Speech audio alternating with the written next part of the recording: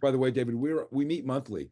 It's like a club. So we continue subjects, we carry on with new things. And it's really important to note that in between class, we have an 800 number, goes right to our shop. And Dusty and Angela will put our email and our phone number in the chat. You can call us. You can be 2 in the morning, freaking out over something on your computer and thinking you have to Google an answer. You can shut that computer down and leave a message for us at 2 in the morning, and we'll call you when we start. I mean, we're really available. We're an open tech shop. We're a living, breathing entity here in Westwood. So think of us as a retiree benefit, and you can take that stress out of your mind right now and move on to all Wow. the good stuff retirement means. Let's open up our agenda for today. And here we go. So we have come to the point we are recording the meeting. And I'll remind you again how tech class works is we discuss all sorts of topics. Many come in between class, and we cover those. Let's let Belinda in here. And well, you all work for the city. You know exactly what it's like. You start the morning on one project and you finish the day far, far away from that original project. So that often happens in class. Um, we're going to start with our hot topic, which came in for a few people, and this is a really an annoying little thing. If you've ever if you've ever downloaded a PDF, you go even to a Lacer site or you go to your bank site or your credit card and you want to download a statement, and it says, yes, it's downloaded, and then you can't find it. How do you look for it? It's in the cacophony of your documents. It's somewhere between, a menu you downloaded in 2015 and pictures of the family Tahoe trip last year. So we'll talk about how to be able to download a document, take a screenshot, and be able to find it, make a folder for it. And maybe even better, since you'll know where they all are, then you can delete them when you're done and save memory.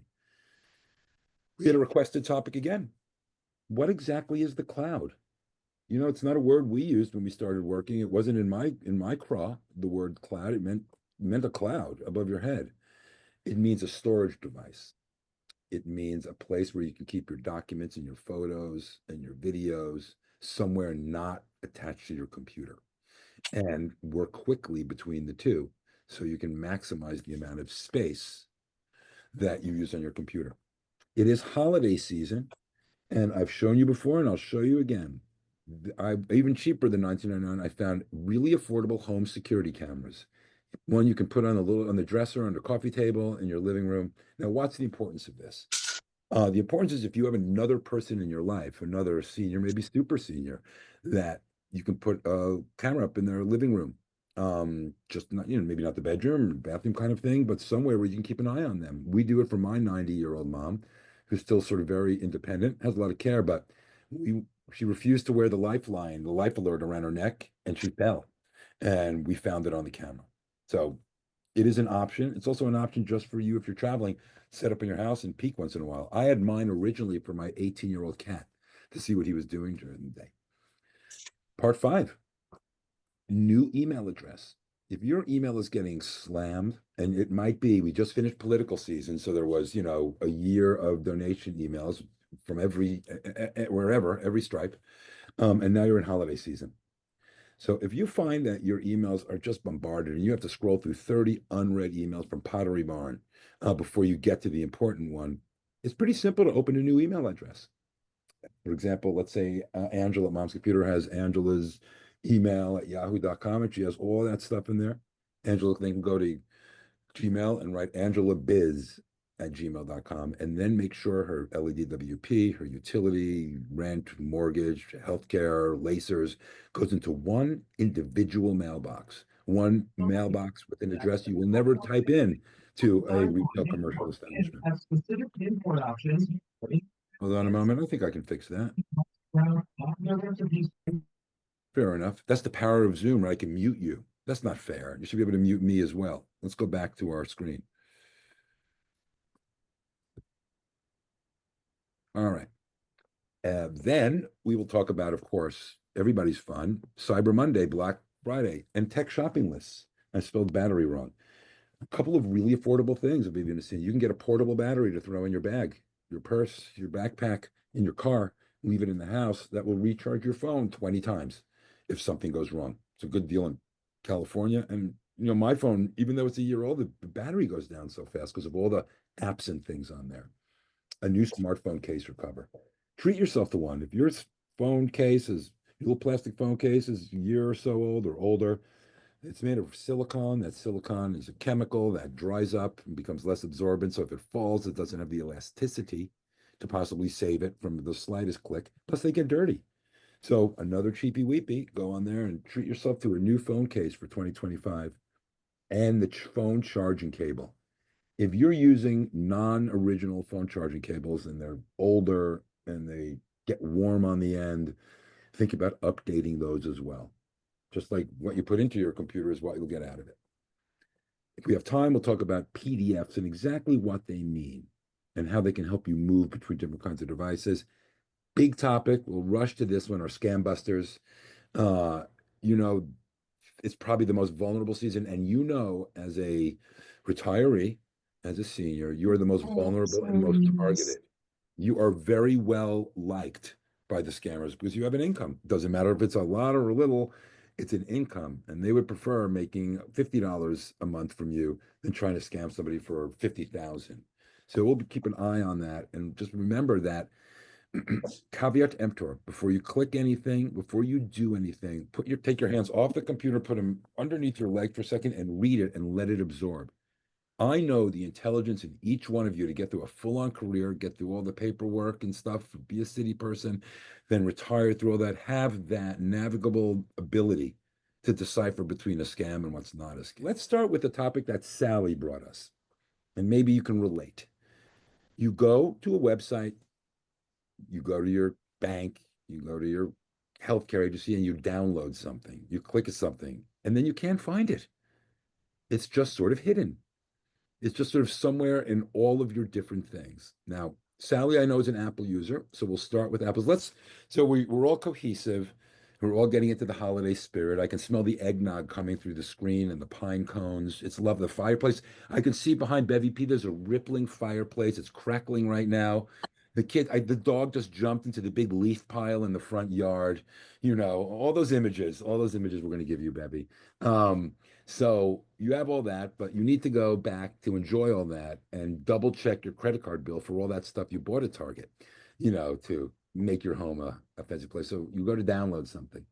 Now, let's start with Apple. I'm going to share my screen.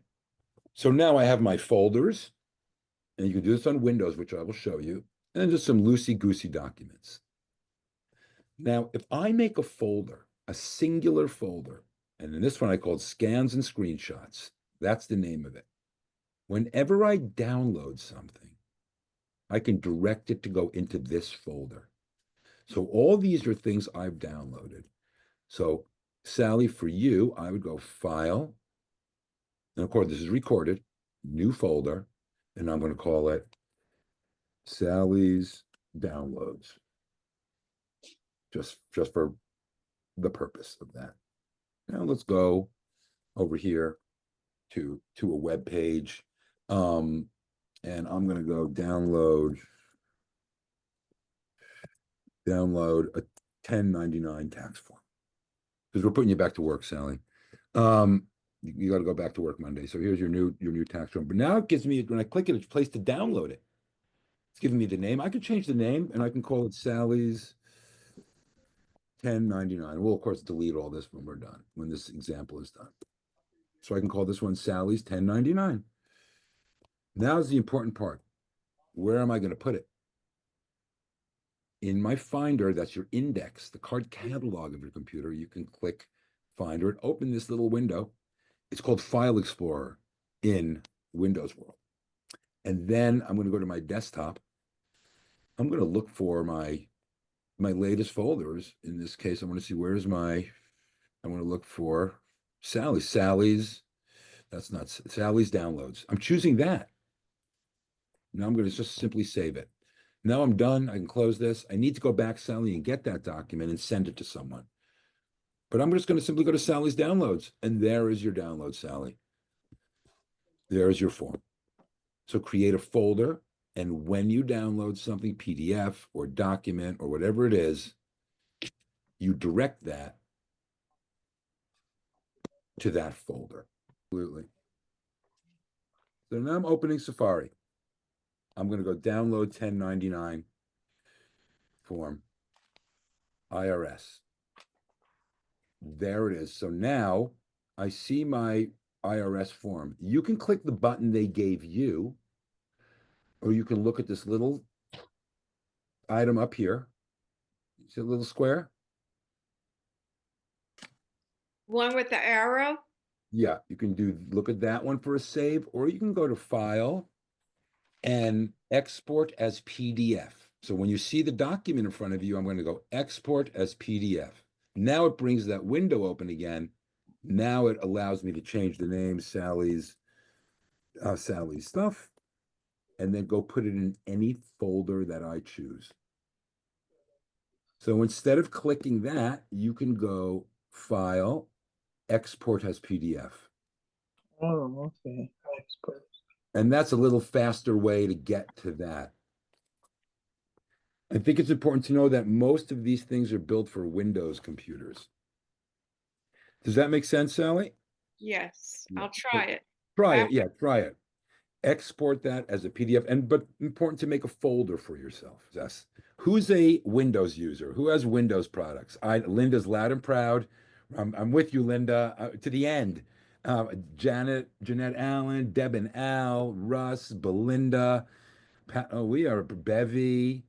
Well, these are and by the way, I see Peter Fogel. What's the skinny on Windows 10? It ceases support in October of 2025. Doesn't mean it's going to go in the bin right away, but who remembers Windows 7? Who remembers their career at the city using Windows Vista or Windows XP or all those other things? 98. Not Windows. Oh, who said that? Linda said Windows 98. Yeah, you remain the best of the. You are very high on the valedictorian list this year, by the way. Really, you're in the top 3. I want you to know.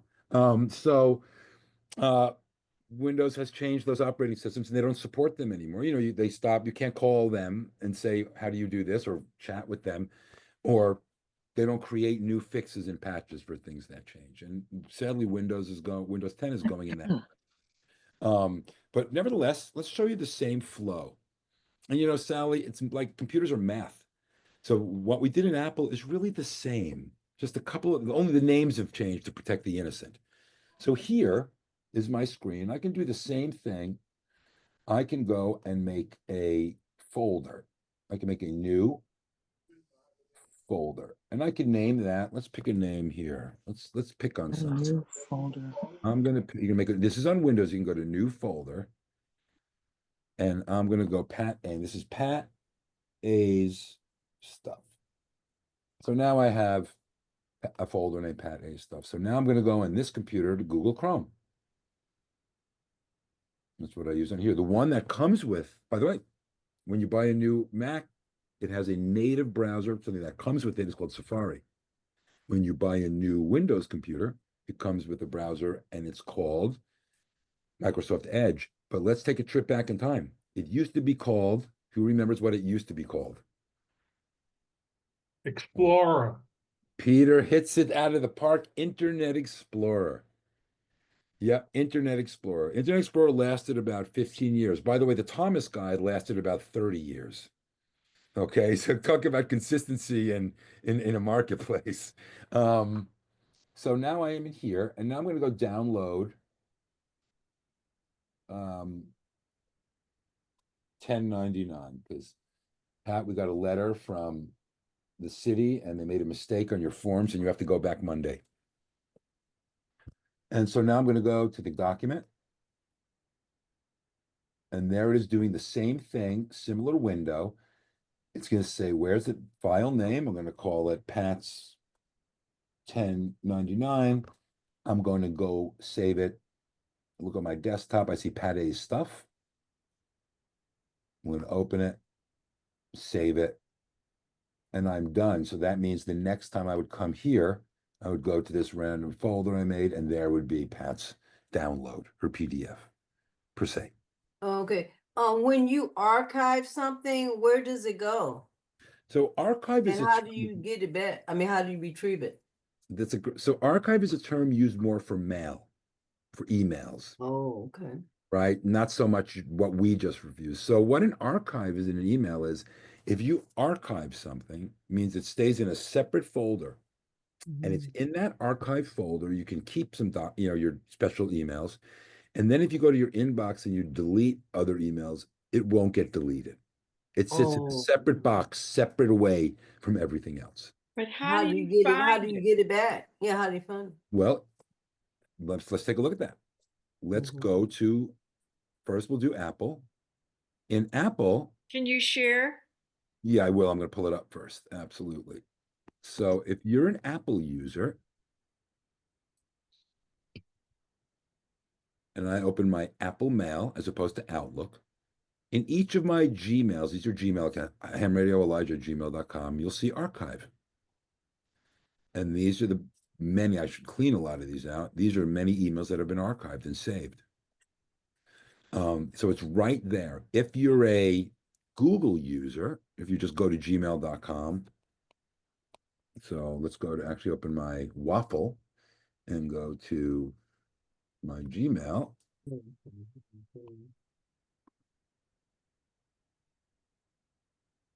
In here, they call it, the word for archive means all mail. Oh. It's a different word. Same thing if you're a older like Hotmail user. Who remembers Hotmail? See if I can sign in. Who can I sign in here? Let me get that code and show that to you.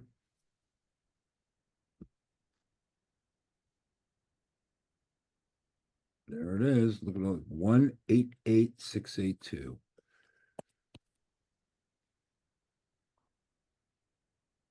So now I'm in Outlook. In Outlook, there's the archive. I barely use this account.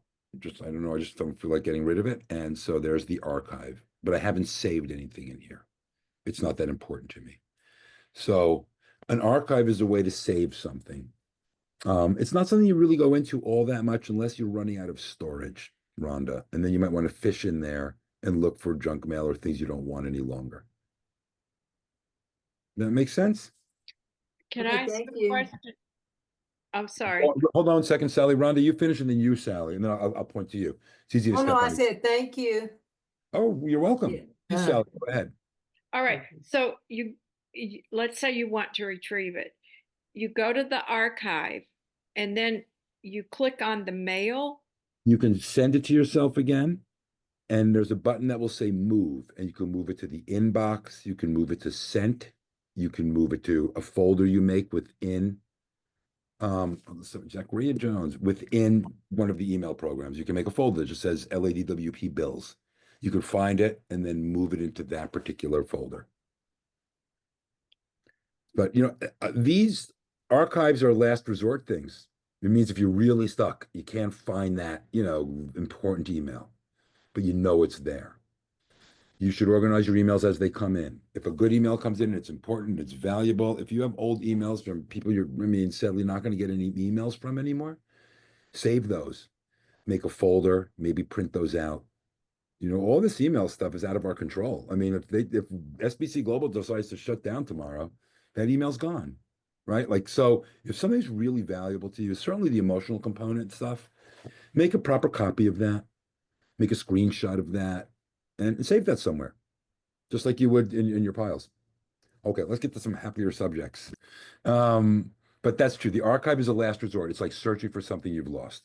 But if you have an important email going back to 2005, Sally, 2008, something's really important, find that, print it, save it as a PDF, make it valuable to you.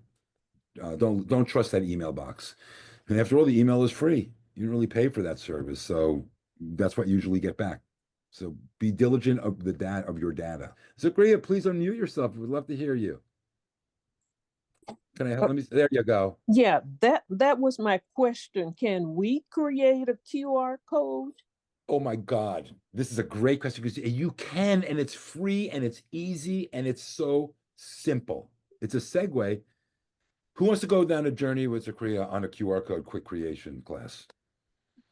We have to get, so you've got Patty on your side, Joyce is on your side. I know Peter's on your side. Sally is going triple thumbs up over here. Sure. Miss Moore is saying finally something that interests us because Elijah just rambles. So I can feel that. That's almost what I said. So let's do this. It's pretty easy. The first Okay. thing you'll need, Zakria, is a place you want that QR to go. So if you, let's say you had, am I saying your name right, Zakria? Am I saying that right? Okay. Yes, that's correct. So Mhm. let's say you had a website, zakriajones.com, right? And on there, Zakria, you put your artwork or your books you wrote or photos or any, could be any, could just be a family project, you know, the family tree kind of thing, whatever you want it to be. Your next thing is you want to make a QR code so people can get there as opposed to saying, yes, please type in www.zak, you know, you're not going through that, like trying to explain my last name. I have the Jones is easy. I had Dittersdorf to explain my whole life. Spelling that out, you know, it just like so nobody wants to say you need to go to www.com so they can take this little picture. So the first thing you need is a destination. Then the magic comes up, and I'm going to share my screen. I'm going to go to a simple Google search. You can use any whatever browser you use, and I'm going to go free QR maker. There's a bunch of them, but the one I think that is this one is so super free. So QR code generator. And now I'm going to put in here, let's make a QR code for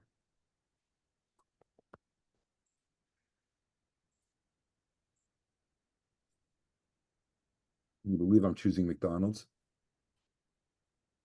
So I want to go to just McDonald's. All right, so they have the doodle cups and the menu. So I'm going to take that. I've got to copy this code right here, Zakria. That's the URL. So I can go to highlight it, edit, copy. Works the same on Windows. Now let's go to our generator. I'm going to paste that in there.